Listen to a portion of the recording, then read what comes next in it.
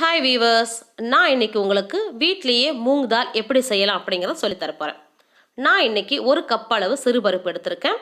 அந்த சிறுபருப்பை நல்லா வாஷ் பண்ணிட்டு 1 மணி நேரம் நீங்கள் ஊற விடுங்க. 1 மணி நேரம் கழித்து பார்த்தீங்கன்னா பருப்பு நல்லா பெருசாக வந்திருக்கும்.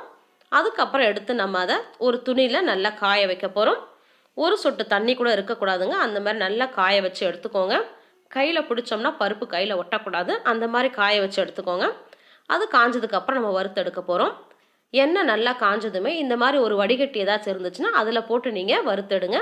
அப்போ எடுக்க உங்களுக்கு ஈஸியாக இருக்கும். பாருங்கள், நல்லா பொங்கி வருது. இது 1 நிமிஷம் போதுங்க. நல்லா வறுத்து எடுத்துடலாம்.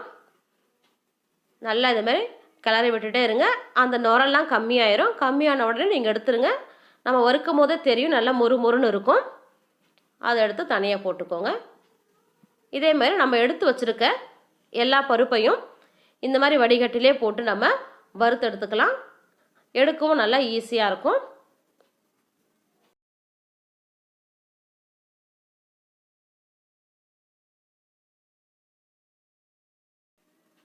நம்ம மீதம் உள்ள பருப்பையும் இது மாதிரி வறுத்து எடுத்துக்கலாம்.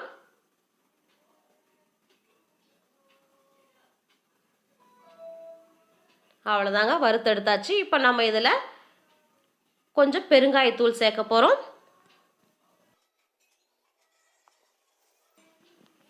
உங்கள் காரத்துக்கு ஏற்ற மாதிரி மிளகாத்தூள் சேர்த்துக்கோங்க. நான் ஒரு 1/4 ஸ்பூன் தான் சேர்த்துருக்கேன். அதுவே கொஞ்சம் காரமாக தான் இருந்துச்சு.